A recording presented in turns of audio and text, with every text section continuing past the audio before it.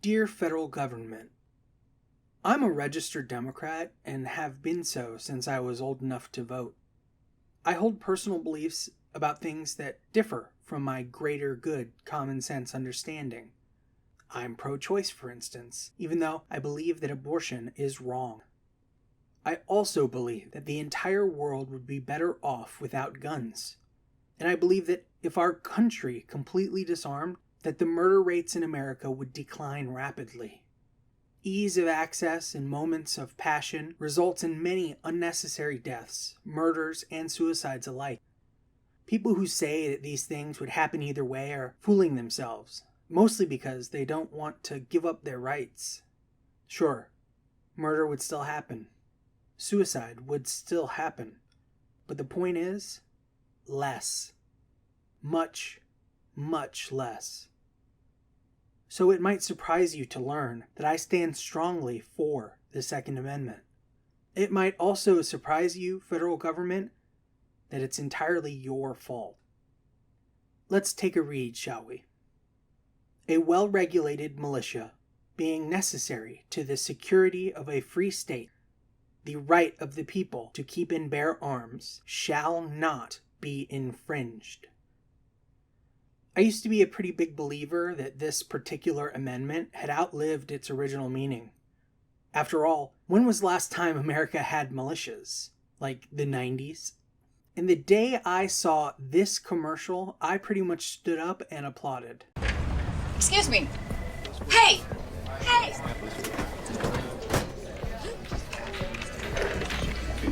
So if you want to just add those in, we can send them all over.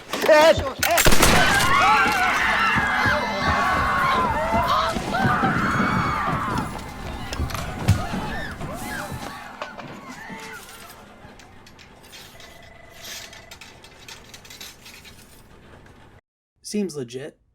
But this was all back when I was walking through life, mind uncluttered with the way the world actually operated. Back when I worked 60 hours a week and didn't have time to think about how much my government was failing me as a citizen. Like most people, back when I ate everything you fed me, with only the mildest, what can I do about it, skepticism.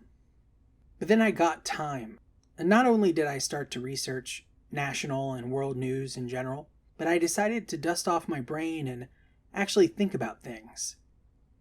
I started to observe what had really been going on. I'm a bit ashamed to admit this, but I identified as a Hillary supporter for years.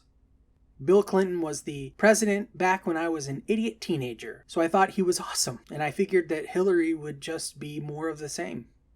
It's funny how things can change when you pull your head out of your ass. The reality is, federal government, you've never been great, but you've always been okay because you provided Americans with rights and freedoms that no other people throughout the rest of the world ever had.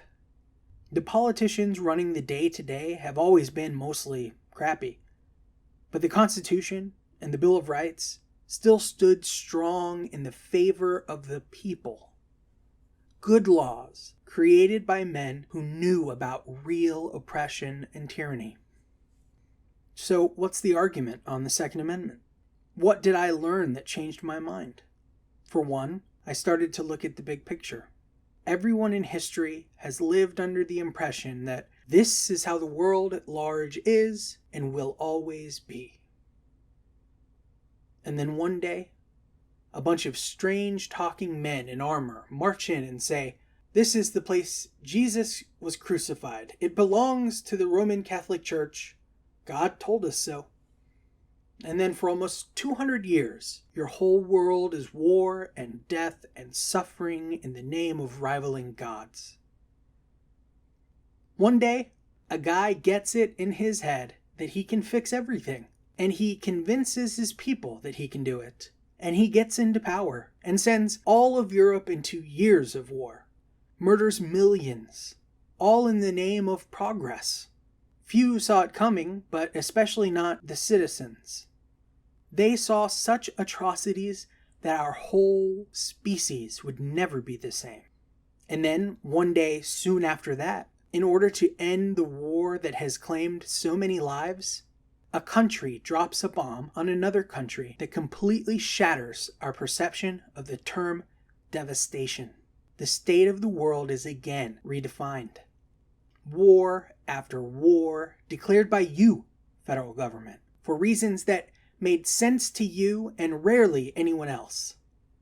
Vietnam, Korea, the Gulf. Somewhere along the lines, you just decided that you knew best for everyone, and you donned a shiny badge and declared yourself the U.S. Marshal of the World. Yeehaw! Then, because of war and the reputation you had built for us, our trade center was destroyed.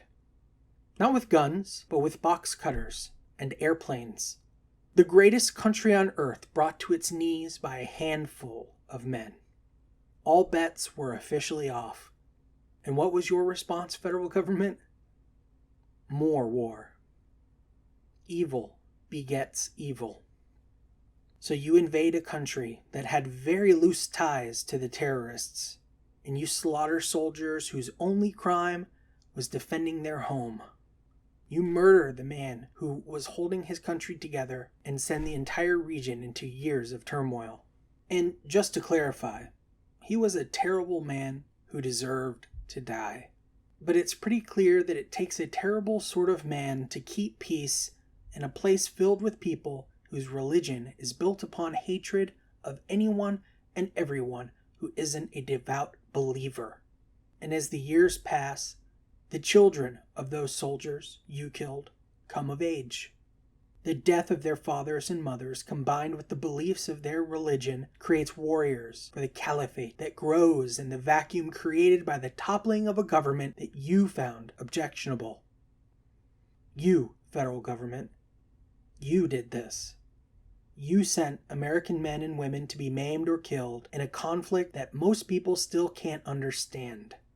And then, when those maimed soldiers came home, you let them die in long lines at the VA because you were too busy fundraising and hosting dinners and filibustering bills that could actually help people because the companies bankrolling your lavish lives didn't want to earn a penny less than last year.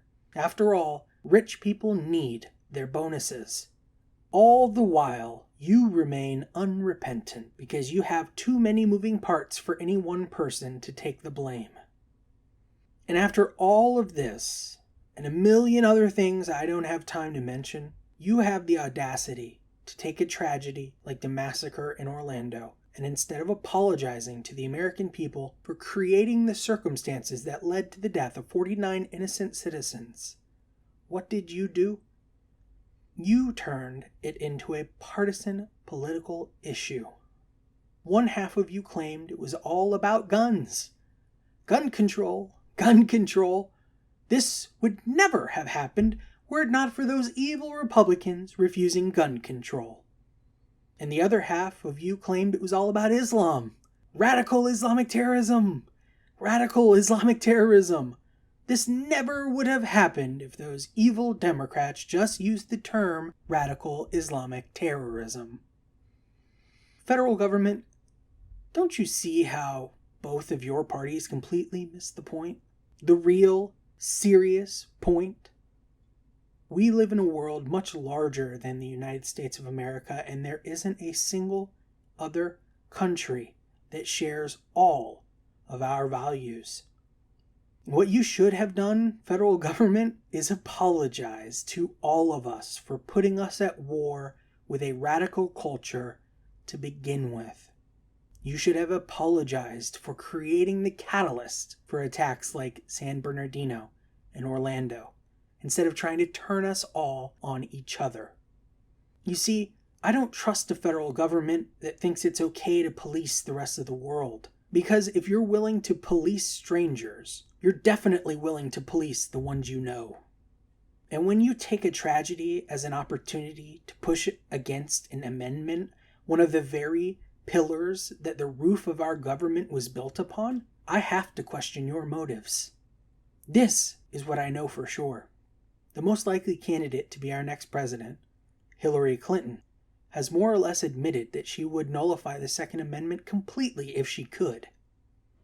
After that, what deterrent exists to stop you from burning every single other amendment, starting with the first. We live in a day and age where many young people would actually prefer we lived under communism rather than democracy. What happens when these people take power and no one has a weapon to take arms and rise up against them? I know how insane I sound right now. I do. But the internet is a massive game changer. We have a whole new breed of human being coming of age to vote. People who have lived their entire lives connected to the internet and thus connected to other people. Hypersensitive people with anxiety issues who feel entitled to everything and responsible for nothing.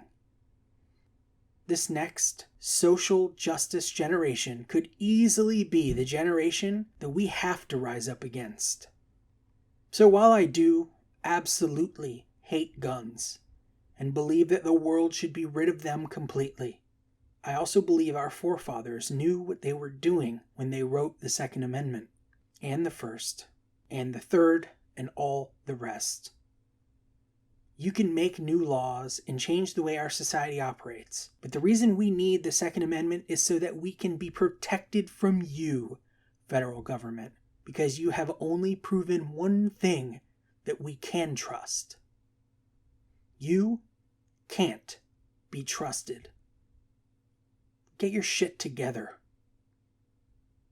Sincerely, Equalist Wolf the First.